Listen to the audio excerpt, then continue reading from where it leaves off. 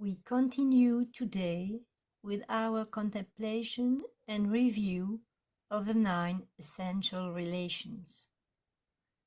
9 essential relations, foundational to the science of relations, the new astrology, triangles, rays, and centers.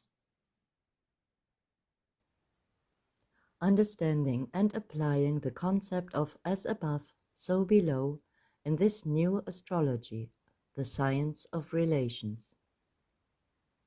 The fourth relation, soul and personality. The dweller on the threshold, the causal body, the angel of the presence. Let's keep in mind regarding the aura. It is seen as a sphere of conscious activity, imaginatively a kind of capsule that expands, having a radiatory activity, etheric, astral, mental, and egoic. The aura of any form of life can be defined as the quality of a sphere of radiatory activity. The aura is usually spoken of in terms of color and of light, due to the nature of the vision of the one who sees and the apparatus of response which is in use. Two words only describe an aura from the point of view of occult knowledge, and they are quality and sphere of influence. What the clairvoyant really contacts is an impression which the mind rapidly translates into the symbology of color, whereas there is no color present. Seeing an aura, as it is called, is in reality a state of awareness. That the seer may in all sincerity believe that he has registered a color, a series of colors, or light, is entirely true in many cases, but what he has really recorded is the quality of a sphere of radiatory activity. This he does when his own individual sphere of radiatory activity is of the same nature and quality as that contacted.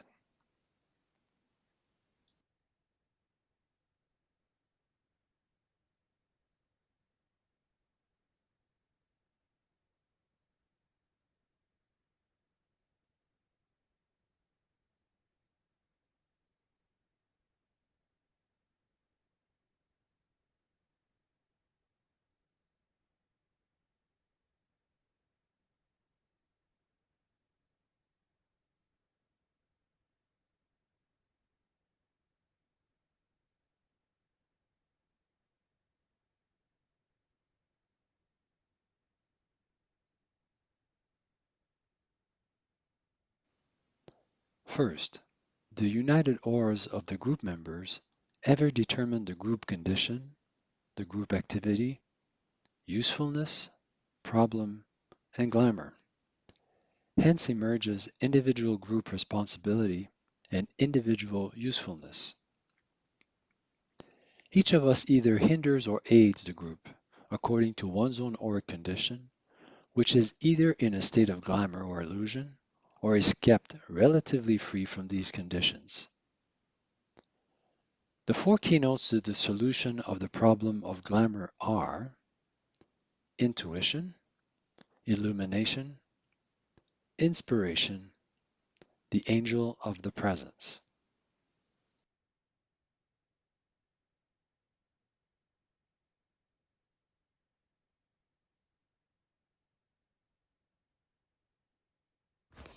Assume the attitude of the observer.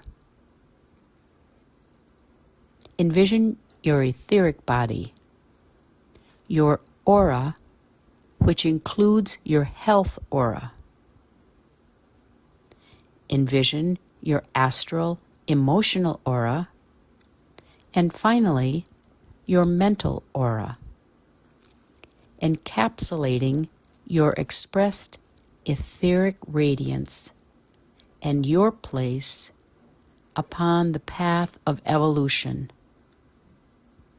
your personality instrument.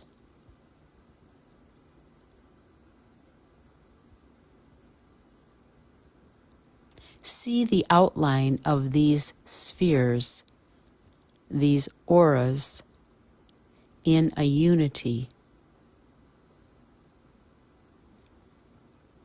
Now imagine the interconnections, the elementals and Davic streams flowing, relating, connecting these auras as a single unified field. And sound the words of Roberto Assagioli. I have a body. I am not my body. I have emotions.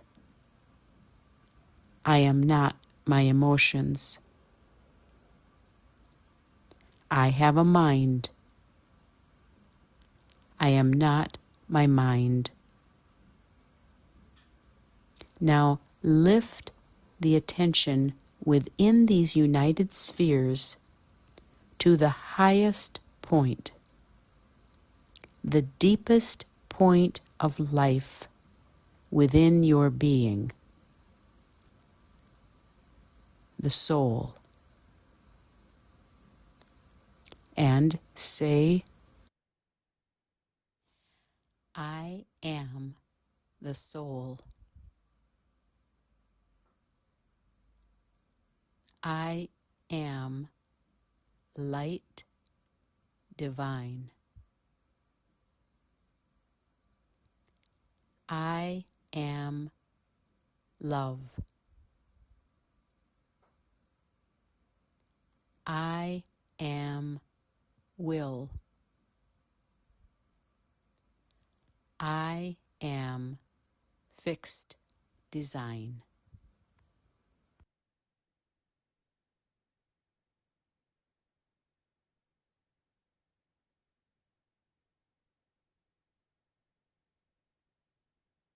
As we explore this relation, let's maintain our awareness of the uniqueness at each level of appearance, quality, and life, from the atom, cell, to the body, group, community, nation, continent or region, and globe, and if possible, on some level, the solar system, as we explore the nature of this essential relation of soul personality further.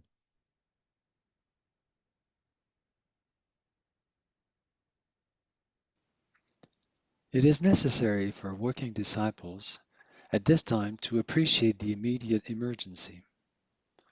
There is a crisis in the affairs of men. This crisis must be viewed in terms of opportunity and not in terms of cataclysm or catastrophe. Just as in the life of an aspirant to discipleship, there comes a life or a series of lives wherein there is direct conflict between the soul and the lower nature. So there is now an analogous crisis upon our planet. The object in both cases is that the soul may assume an increasing control over the form aspect. Looking at it from another angle, this planetary soul, functioning as a hierarchy of masters, is in direct conflict with the force of evil. It should, however, be borne in mind that those forces also constitute a hierarchy of entities, constituting the material forms and, therefore, in their place, true and correct. It is a question, in reality, of what is the objective in any particular time cycle. The present objective is that the human family should now, as a whole, do three things, and anything which militates against this is evil.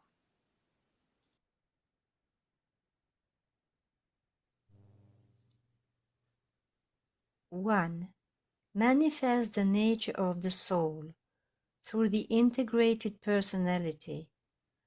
The nature of the soul is love and the will to good. 2. Transfer the energy. Now turn to the vitalizing of the physical body and physical creation, to the nurturing of the creative faculty upon the mental plane. Thus, the entire human family will be transmuted into a dynamic, self-conscious, creative agency. 3. Usher in a period of spiritual unfoldment in every kingdom in nature. At the close of this period, the door into the animal kingdom will again be opened, an opportunity offered to waiting embryonic souls. Many also at this time can take initiation, and hence the balancing of forces at either end of the human line of unfoldment. This is to be brought about by the renewed cyclic activity of the Great White Lodge, and will be carried forward through the medium of those energies which are ushering in the New Age. This crisis is upon us almost prematurely, owing to the exceedingly rapid advance made by humanity since 1850. Through the driving urge of men themselves, a new realm and a new dimension has been contacted. Humanity has loosed energies hitherto unknown, and the effect are of a dual kind, producing both bad as well as good results.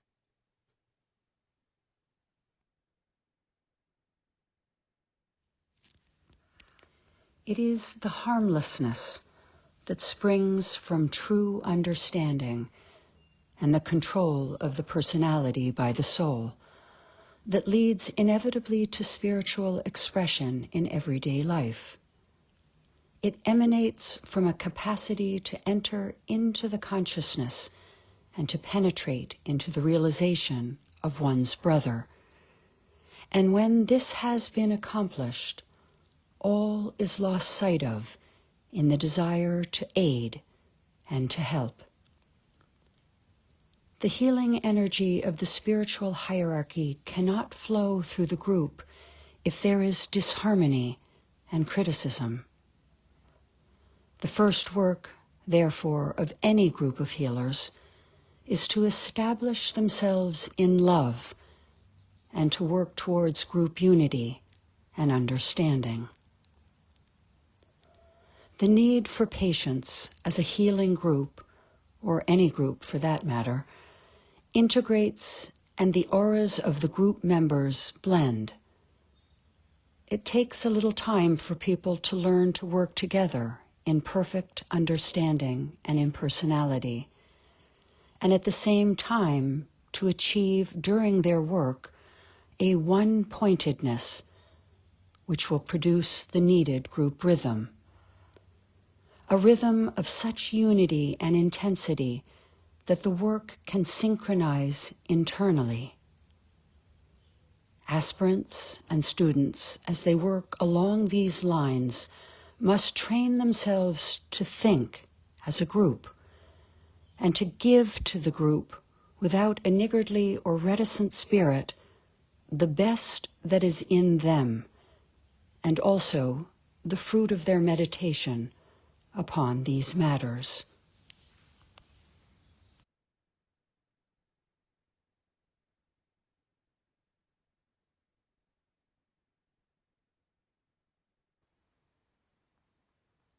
What then is required of any group seeking to aid hierarchy in service of humanity? Love wisdom, active intelligence, group unity, and group understanding, harmlessness, self-forgetfulness, right application of ideals as transformative ideas, and integration of these qualities, and patience and persistence, What needs to be added to this list? And how do we hold ourselves accountable?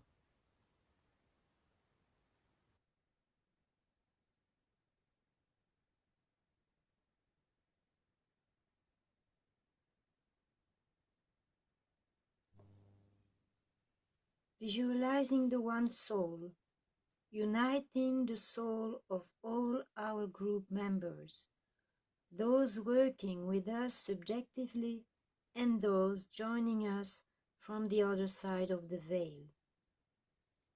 In unison we sound the protective formula: uniting touch, hands, light and love, while making the sign of the cross of divinity. As the soul we work in light, Ajna Center, and darkness cannot touch us, Heart Center. We take our stand within the light, Manas. We work, and from that point we never move, Buddhi. Let's pause briefly to affirm the purity of our motive as we aspire to greater understanding of Master DK's teachings and our intention to expand our conscious service under the law of love for the good, the true, the beautiful, with the guidance of the soul and protection of the higher lives focus in the heart of our group.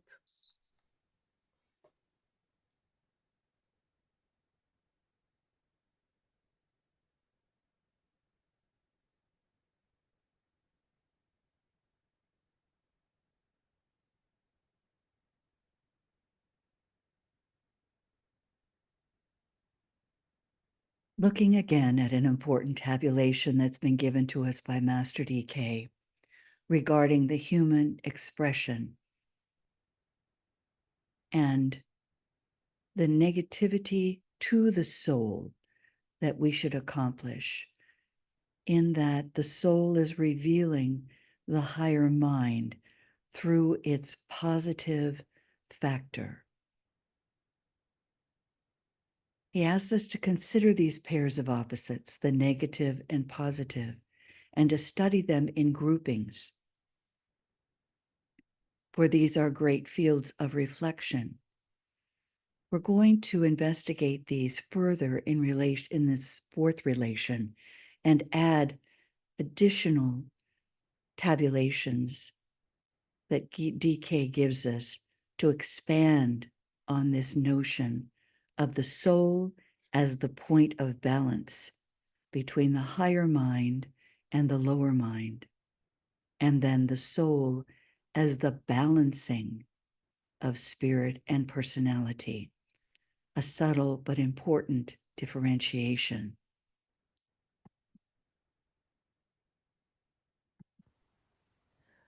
Research into the realities of man's spiritual nature and centers, the nature and influences of their governing planets, their interrelation from the energy angle, and the quality of the ray forces which are seeking expression, plus a knowledge of the personality and egoic rays.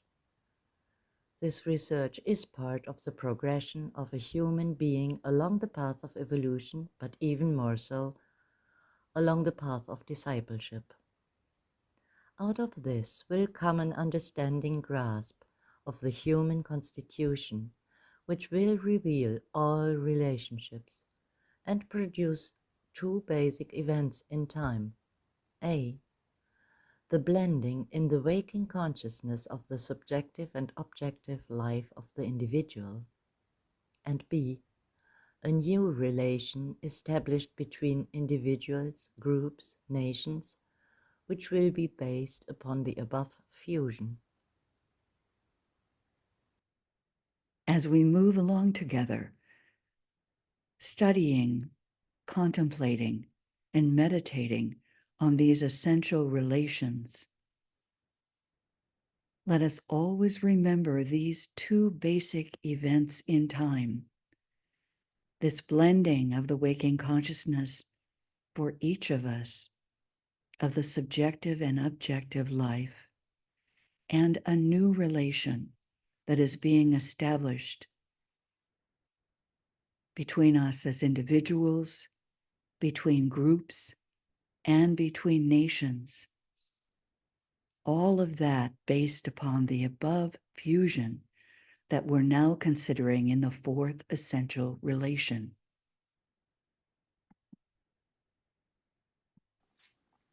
Four, the relation between the soul and the personality, which is the problem engrossing the attention of aspirants now, for they are the pioneers of the human family, the pathfinders into the world of the soul. With this relation, the mystics and the occultists concern themselves. The relation of the soul to the personality is developed primarily from the standpoint of meditation. It should be borne in mind that these rules of white magic are only for those whose personality is coordinated and whose minds are gradually being brought under control. The man or woman, therefore, is utilizing the lower mind, the reasoning mind, whilst the soul is utilizing the higher or abstract mind.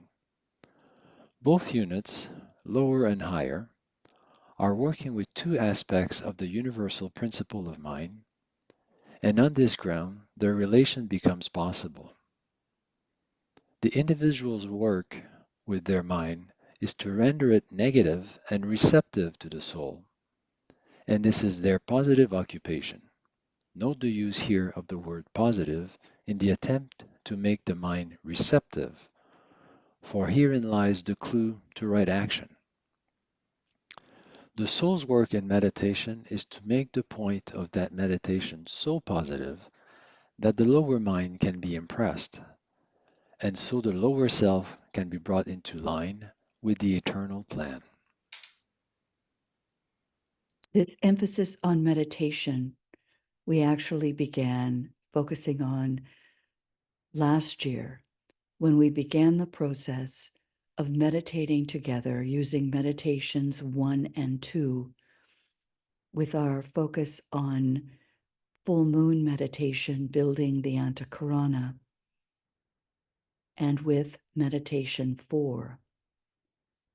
So these 4 meditations, which are given in Discipleship in the New Age, Volume 2, are quite important as we move forward together.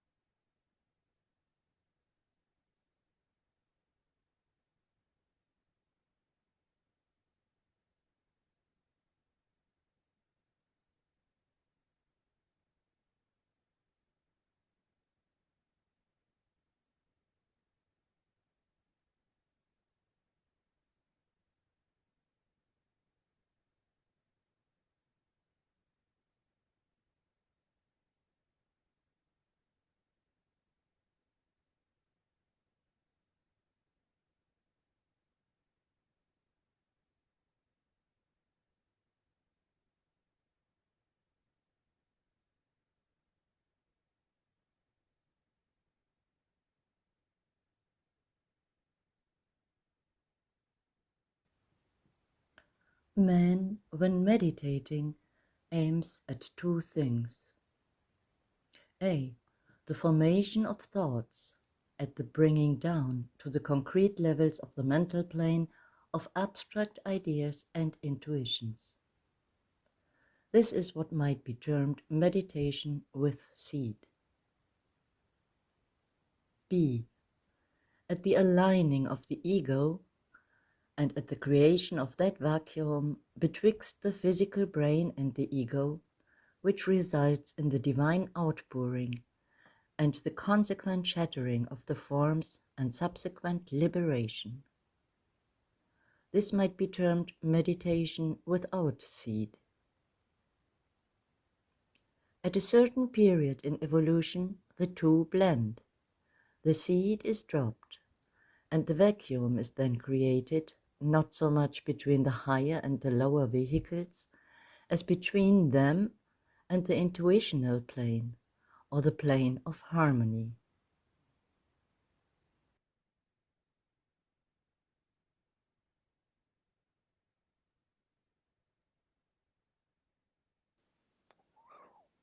As the relation of the soul to the personality is developed primarily from the standpoint of meditation, let us remember the four things meditation does. 1. Meditation enables a man to contact the ego and to align the three lower bodies. 2. Meditation puts a man into an attitude of equilibrium, neither utterly receptive and negative, nor utterly positive, but at a point of balance. Thus is afforded opportunity to the ego, and later to the master, to disturb that equilibrium and tune the quiescent vibration to a higher note than heretofore, to cause the consciousness to vibrate to a newer and higher measure, and to swing, if so I may express it, into the periphery of the threefold spirit.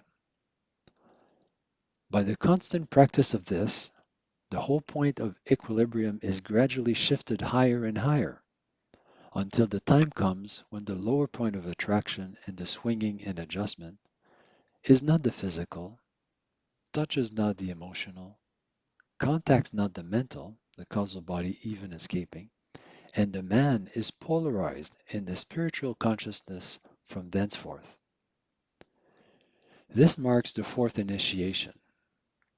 After that initiation, the adept makes for himself a body of manifestation, a free creation. There is nothing in him to call into objectivity a body for use in the three worlds and evolved under the law of causes.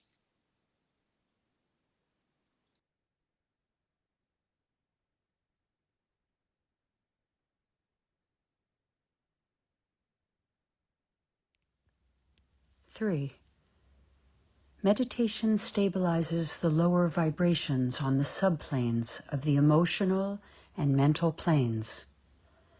It commences the work of attuning the self to the vibration of the third subplane on each of the three lower planes, until that subplane is dominated. The second subplane is then the next to be synchronized. A man reaches the point of personality attainment in this cycle when he has the capacity to vibrate and move consciously on the fourth subplane. We might term the fourth subplane on the physical, emotional, and mental planes, when dominated, aligned, and functioning simultaneously in the same incarnation, the plane of perfected personality in the concrete sense of the word and from the lower vision. That particular incarnation will be one in which the man achieves the fullest expression of his lower self, physically perfect, emotionally vibrant, and mentally colossal. Then, succeeding that, begins the transference to a higher vibration, the keying up to the higher self, and the attuning of the personality, or the major third, to the dominant fifth of the ego. 4. Meditation assists in the transference of the polarization from one of the permanent atoms of the personality into the corresponding atom in the spiritual triad.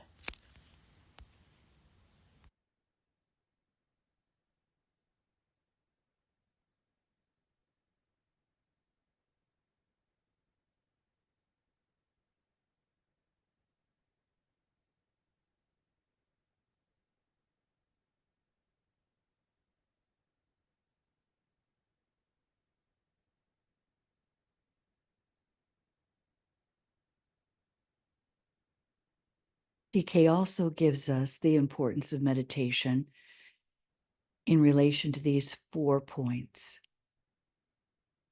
resulting in egoic contact and alignment, bringing about a state of equilibrium, stabilization of vibration, and assisting in a transference of polarization.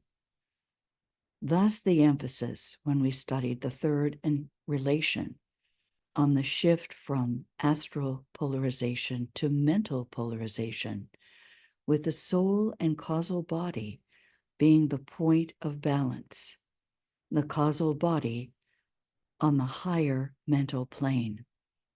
And our emphasis throughout this series on our reference to the tabulation, the great image we're given by Master DK of the constitution of man in all its detail, that will guide us as we continue and look at this fourth relation, the relation of personality and soul, and later in the further relations of personality and spirit.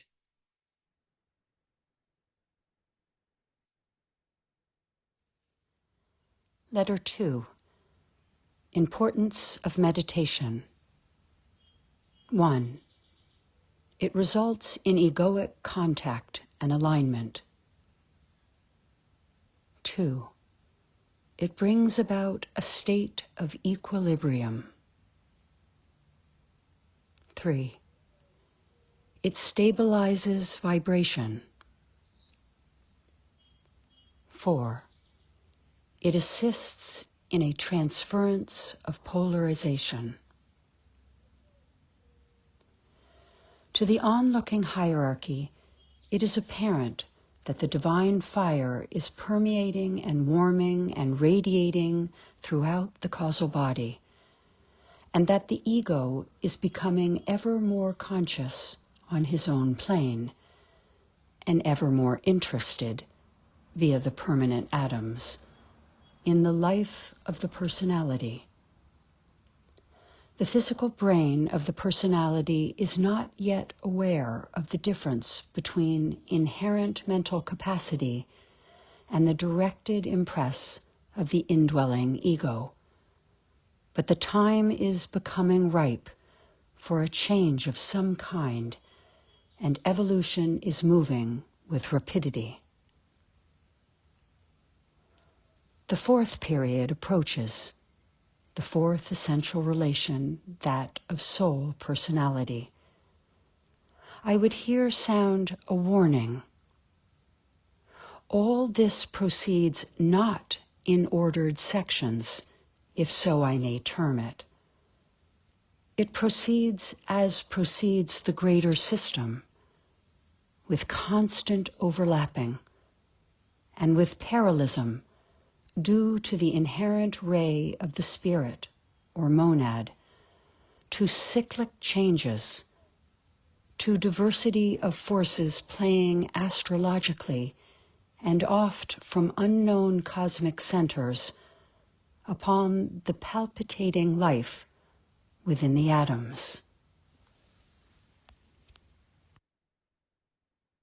In this passage, Master DK gives us such a beautiful explanation of why sometimes it's not possible for us to truly penetrate the greater groups, nations, and continental or global efforts that are actually reflecting an integrating process of soul and personality because of this constant overlapping and the cyclic changes, diversity of forces playing astrologically upon each level of the congregating humanity on the planet and its interrelation with the other kingdoms. So we need to pause and really absorb this important message, and we'll repeat it again as we move forward.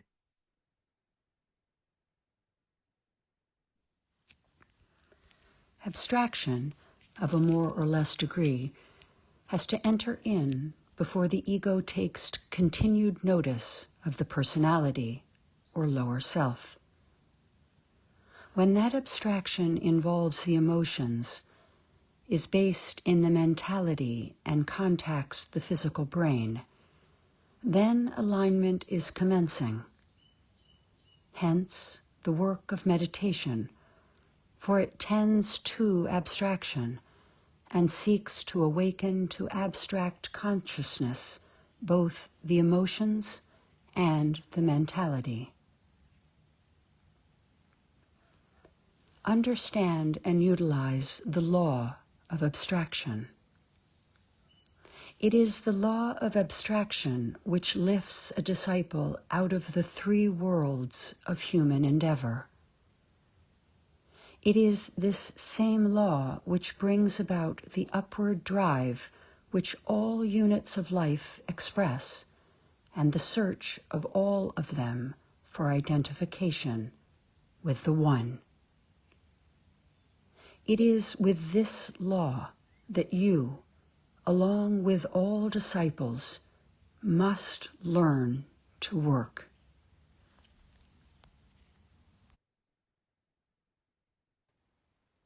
The fourth period of development is that within which coordination of the personality is completed, and that wherein the man comes to himself, as did the prodigal in the far country, and says, I will arise and go to my father.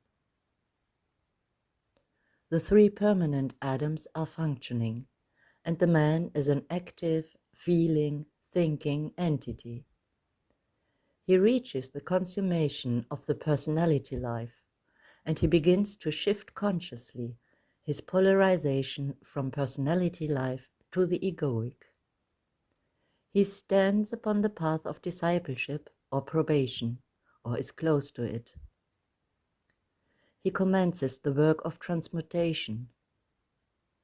He laboriously, painfully, and carefully forces his consciousness higher and to expand at will. At any cost, he determines to dominate and function in full liberation on the three lower planes.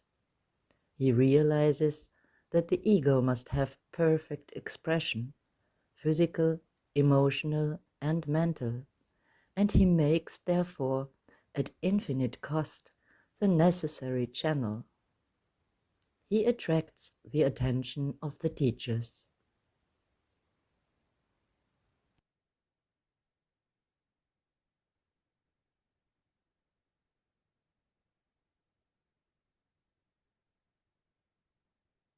Ask yourself, have you commenced the work of transmutation?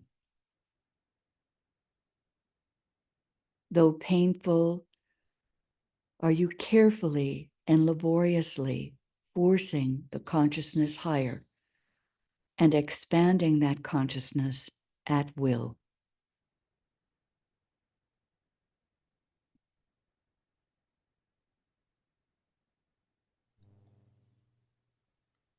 Permanent atoms.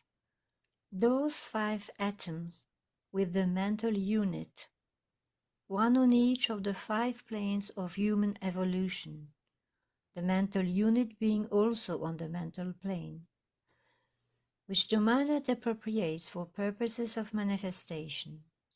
They form a stable center and are relatively permanent. Around them, the various sheets or bodies are built. They are literally small force centers.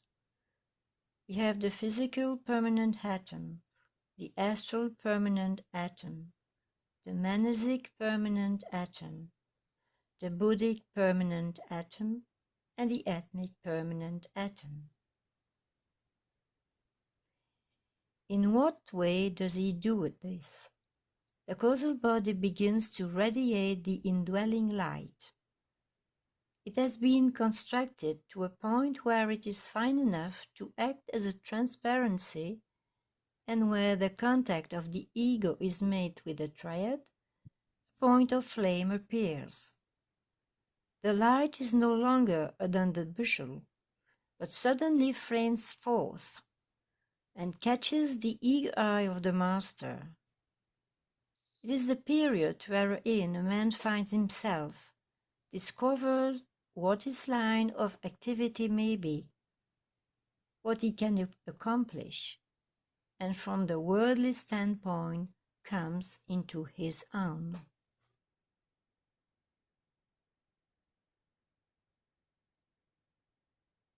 So, looking at the first or highest point of each of these subplanes, we find the location of three of the permanent atoms. The physical permanent atom, the lowest, the astral permanent atom, and then at the highest point, the monastic permanent atom.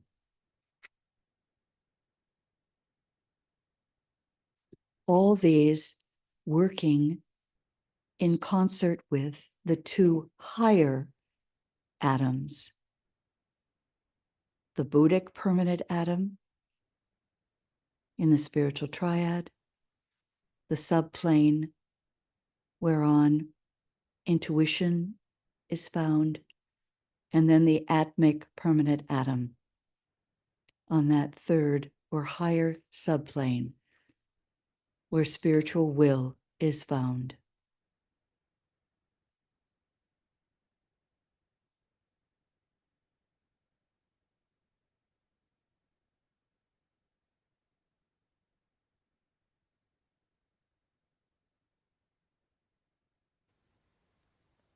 This is only truly possible when a steady rapport has been established between the soul and the brain.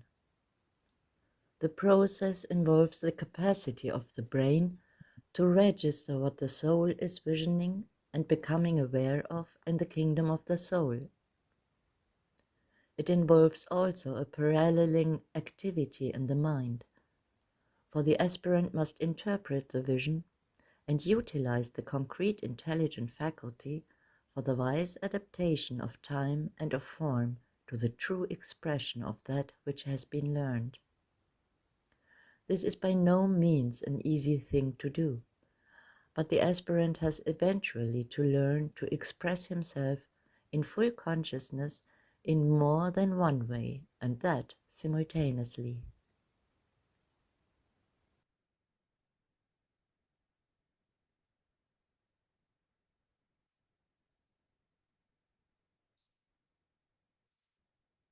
Consider how you may register what the soul is visioning and how you are becoming aware of the kingdom of soul.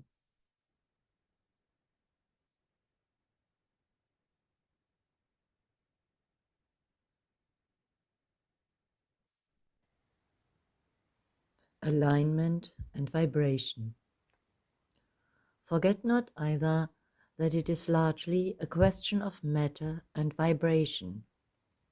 The abstract levels of the mental plane consist of the three higher levels, the first being that termed the third subplane.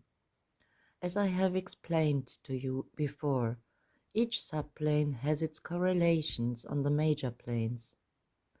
When therefore you have built into your bodies physical 7, subplane 3, emotional 6, 3, and mental 5, 3. So if you have built into your bodies matter of the third subplane of each of those planes, then the higher self commences consciously and ever more continuously to function through the aligning personality.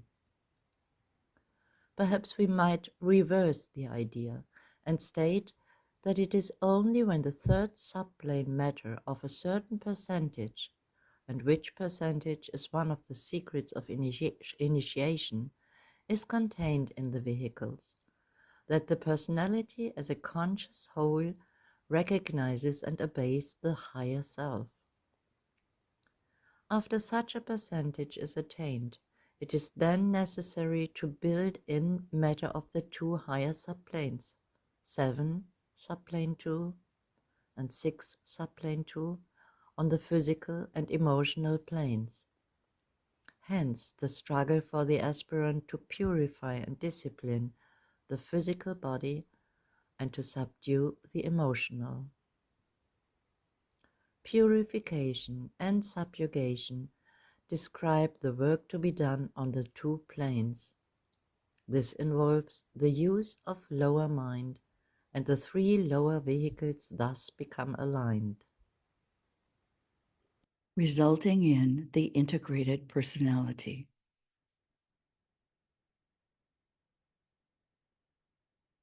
To refer back to the constitution of man, we can see the third subplanes from the lowest, sight, the astral clairvoyance, and the higher mental plane, spiritual discernment, the plane on which the causal body is located, the soul vehicle for most of humanity.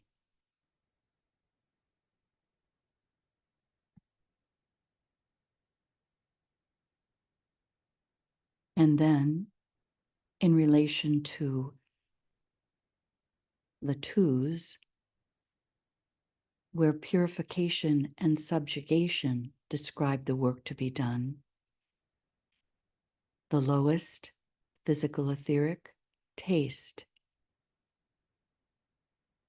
This is a mental activity, discernment through taste. Imagination on the astral plane, which leads to, on the higher mental plane, response to group vibration. As the disciple and initiate progress,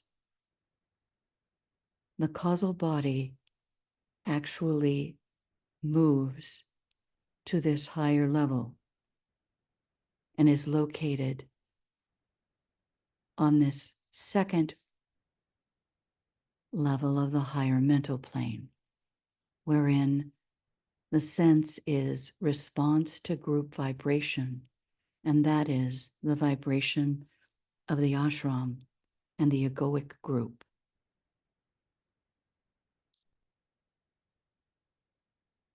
This is achieved through the building of the Antahkarana from the mental unit to the manasic permanent atom.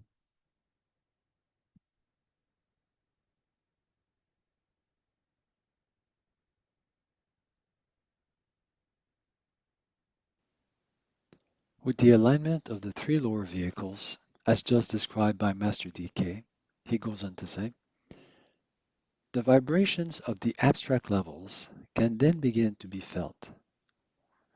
You need to remember that they come via the causal body, the vehicle of the higher self, and the average causal body is on the third subplane of the mental plane. This is a point not sufficiently recognized. Ponder on it. Real abstract thought becomes possible only when the personality has, by vibration reciprocal to that of the ego, aligned itself sufficiently to form a fairly unimpeded channel.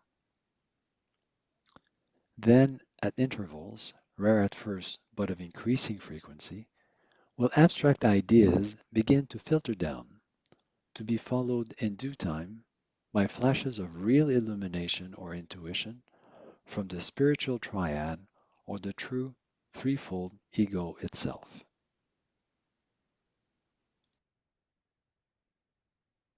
So through our alignment at the time of the full moon, led by Michael Robbins, we establish the Antahkarana from the mental unit to the manasic permanent atom, and we imagine or attempt to throw that light upward through the spiritual triad to contact the monad. We follow that with work with meditation 4, where we recognize our pledged discipleship.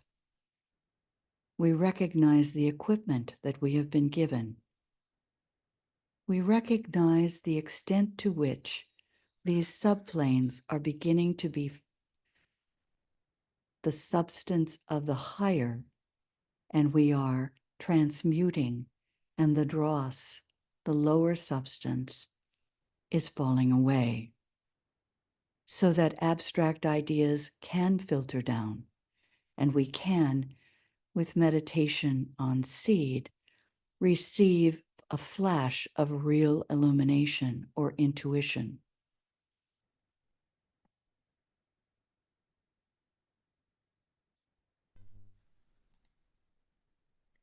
Humanity at this time is engaged in many pursuits and through the force of circumstances, therefore polarized entirely in the lower self, that polarization being in either the emotional or mental body.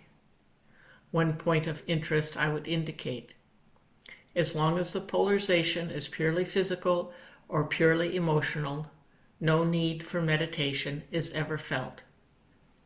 Even when the mental body is active, no urge arises until the person has run through many changes and many lives, has tasted the cup of pleasure and of pain through many incarnations, has sounded the depths of the life lived entirely for the lower self, and found it unsatisfying.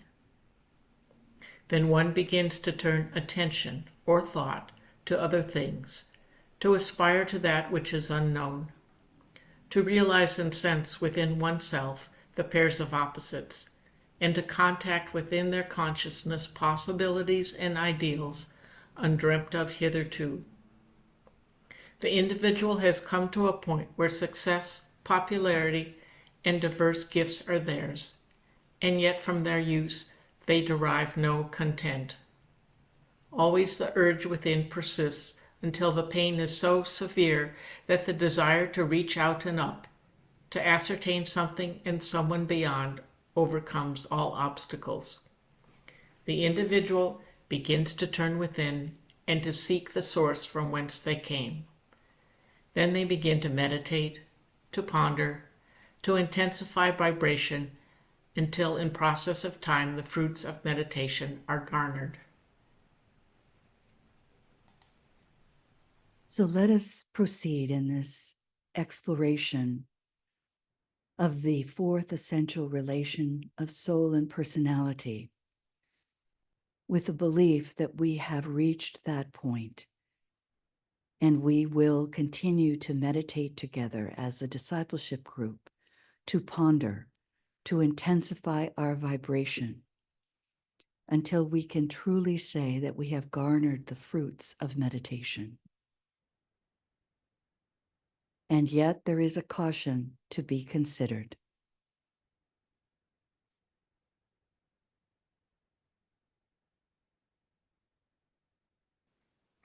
A caution to be considered.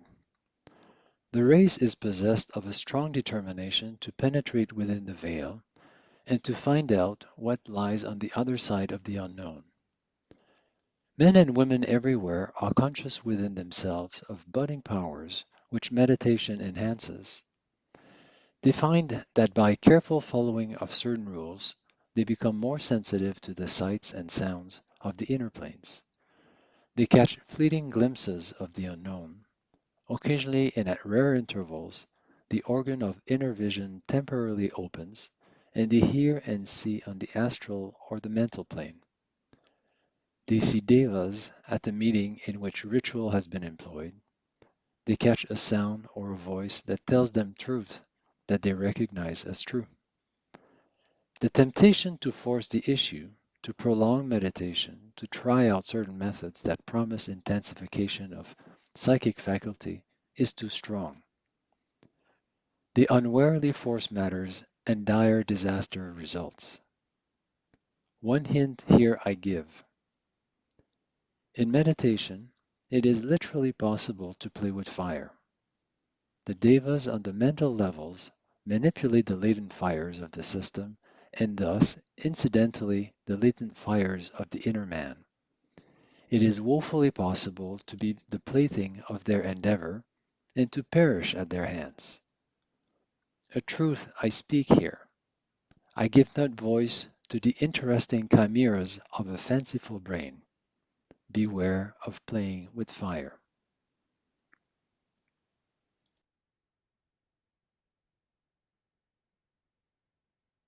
So we will look into more detail excerpted from these teachings regarding the dangers of meditation in a future session in relation to our work to dispel illusion,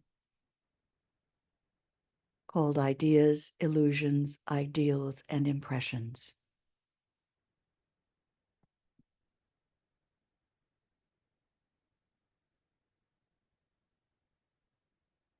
So, as we've emphasized before in this series on essential relations, the dangers of meditation are largely the dangers of our virtues, and therein lies much of the difficulty. They are largely the dangers of a fine mental concept that runs ahead of the capacity of the lower vehicles, especially of the dense physical. Aspiration, concentration, and determination are necessary virtues, but if used without discrimination and without a sense of time in evolution, they may lead to a shattering of the physical vehicle that will delay all progress for some one particular life. Master DK seeks to bring out the absolute necessity for us to have a virile common sense for one of our basic qualities, coupling that with a happy sense of proportion that leads to due caution and an approximation of the necessary method to the immediate need. So he's cautioning us to be wholeheartedly present in our process of occult meditation, yet to follow these rules, and let's call them rules, to know the self, to proceed slowly and with caution, to study effects, realizing that eternity is long and that what is slowly built up endures forever, aiming at regularity and realizing always that the true spiritual effects are seen in the exoteric life of service, and to remember that psychic phenomena are no indication of a successful following of meditation. Therefore, we're pausing periodically to absorb, as we did in the last month, and to truly know ourselves. We're proceeding cautiously and more slowly, and taking these teachings in at a pace with regularity that will allow each of us to internalize and absorb what we can, and to hold certain points for clarification when we are ready through our aspiration, concentration, and determination. For the world will see the effects and be a better judge than we are ourselves. And above all, the master will know, for the results on causal levels will be apparent to the master long before we ourselves are conscious of any progress.